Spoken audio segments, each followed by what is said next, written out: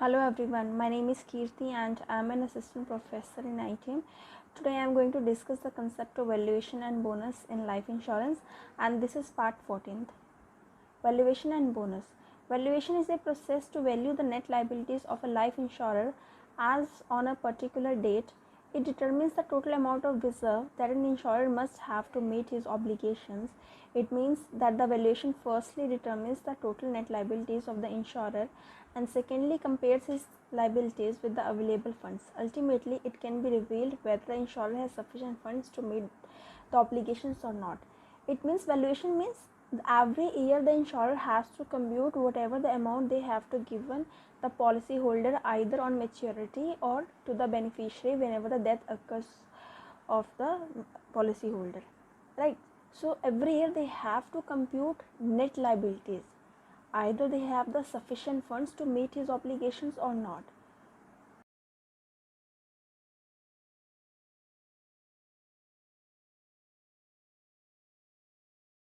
And second is to determine the divisible surplus.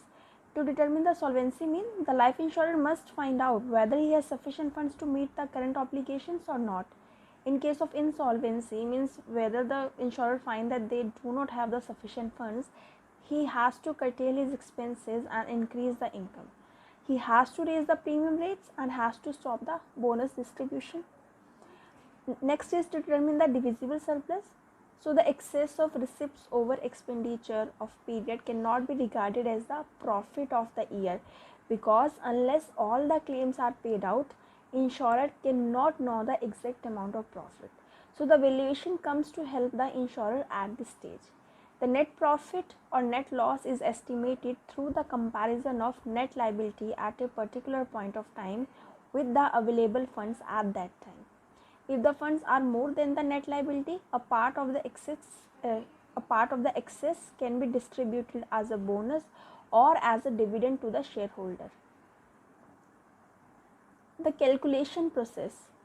The valuation involves calculation of net liabilities. Apart from this main process, the valuation also includes comparison of insurance funds with the net liabilities during a particular period.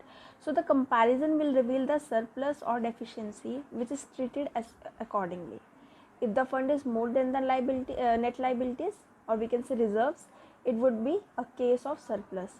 Similarly, if deficiency will occur where the insurer fund is less than the net liabilities. So calculation of net liabilities has two methods. Number one is prospective value method and second is this retrospective method. So the net liabilities may be calculated with prospective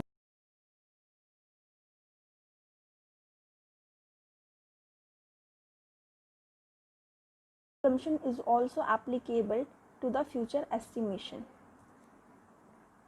In the words, if death occurred as anticipated, interest earned is also as expected and expenses are also incurred according to the assumption. So there will be no difference between the value accumulated and the present value required. So retrospective means the value accumulated in the past. The assumed rate of interest whichever occurred in the past, we have to calculate in retrospective method, and in prospective value method we have to calculate the value according to the future assumption, future anticipated rate, right? So this brings out the fact that the policy value would be the same whether obtained retrospectively from the past experience or prospectively on future anticipation. But in practice, the assumed rate of mortality has been observed more than the anticipated mortality, right? I repeat it again, assumed rate of mortality calculated in the retrospective method has been observed more than the anticipated mortalities. Anticipated mortality has been calculated in the prospective method. Similarly, the assumed rate of interest has been lesser than the future rate of interest. Therefore, the retrospective value has been more than the prospective values. Now move to basis of valuation of net liabilities. So while calculating rate of premium, the insurer bases his calculation on mortality rates, interest, expenses and bonus loading on past experience. It is very essential to calculate the net liabilities only on the future estimation which are expected to occur because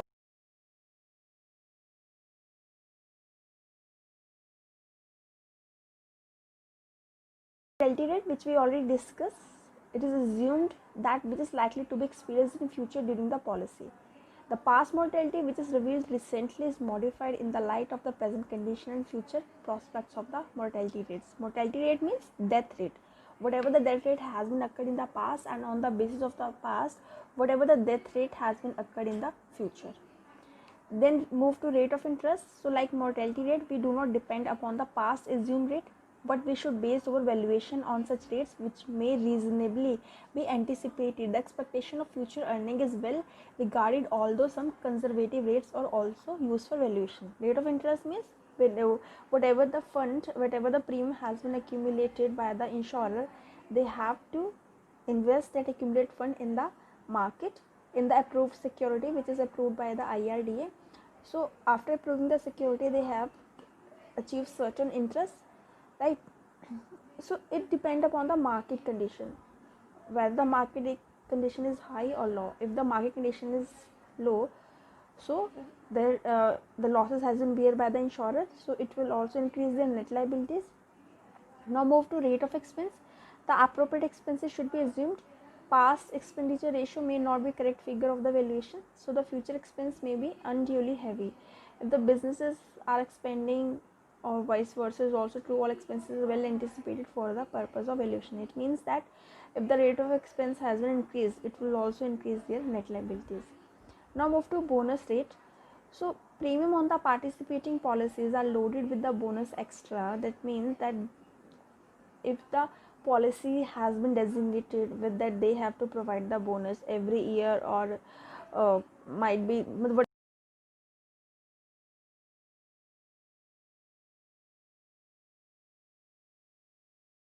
long, or in a big ratio, so it will also increase the net liabilities of the insurer.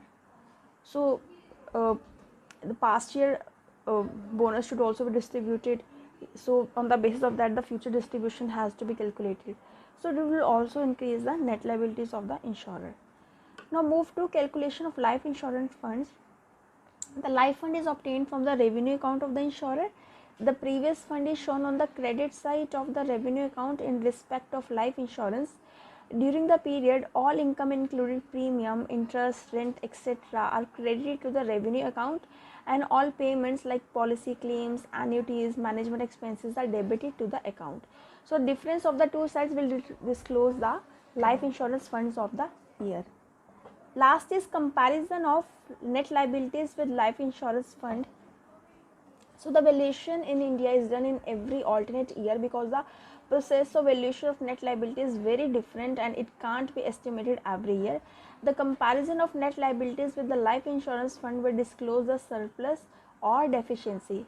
If the former is less than the latter, one surplus is created. When the former is later more than the later one, deficiency is arrived. It means whenever the net liabilities has been is more than the life insurance fund, it means there is a deficiency, because they have to borrow certain funds, or they have to curtail their expenses, or stop the payment of bonus, right? If the life insurance fund has been more than the net liabilities, it means the insurer have a big surplus or small surplus, whatever, but they have the surplus so that they can maintain it for the future period. Now move to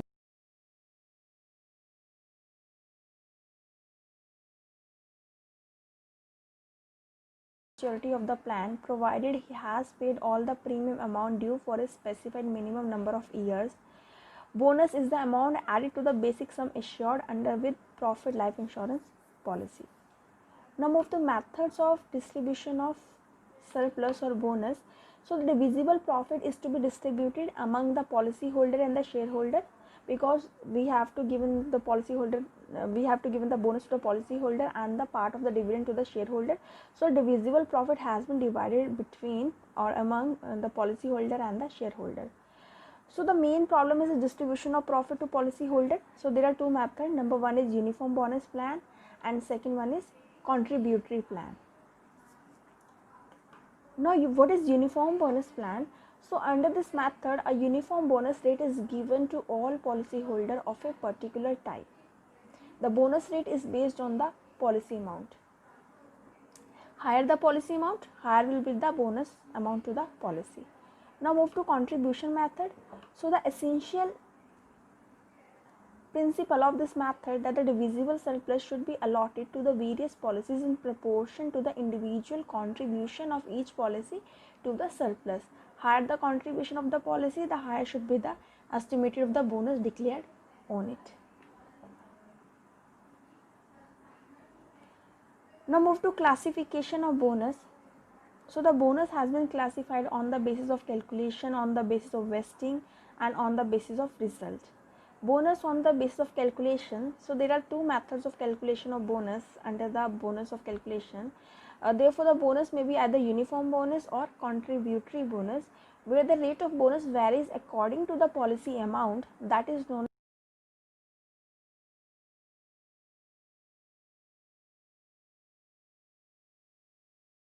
Now next is bonus on the basis of vesting. The bonus may vest as soon as it is declared or after a period when the declared bonus is payable soon as it is declared. So it is known as the immediate bonus, and when the bonus doesn't become a liability of the insurer as soon as it is declared, it is called as deferred bonus. Next move to bonus on the basis of results. So under this category, bonus is determined on the basis of actual results or fixed on an ad hoc basis. When the actual valuation has taken place, the bonus declared is known as final bonus, and the bonus declared before the actuarial valuation is known as interim bonus. So it is a rough estimation of bonus that will take place in future. Now move to bonus options, means in which form the bonus has to pay to the policyholder or their beneficiary. Number one is cash bonus. So under this plan, the bonus when declared is paid to the assured in cash, and the original sum assured alone is payable at claim. However, the cash bonus can be converted into other options. Now move to revisionary bonus. The bonus is allotted as a uniform percentage addition to the sum assured or sum assured plus existing bonus addition, and is payable along with the sum assured according to the term of the policy. So the former case, which is known as simple revisionary bonus, and the latter is known as compound revisionary bonus. Next is reduction in premium bonus. So when the bonus is not added to the sum assured sum but is utilized for payment reduction in the future premium payable, it is called reduction in premium bonus. Now move to accumulation at interest bonus.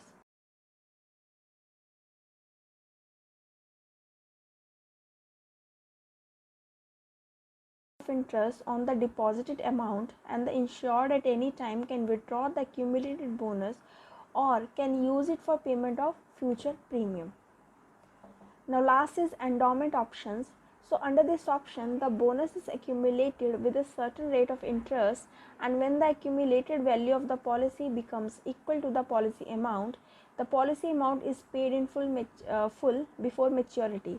The accumulated value of the policy will increase with the amount of bonus reserves and interest thereon. Thus, before maturity, at any time, the accumulated value of the policy will be equal to the policy amount. So this is the concept of valuation and bonus. I hope everything has been clear to you. So that's all for today. Thank you so much.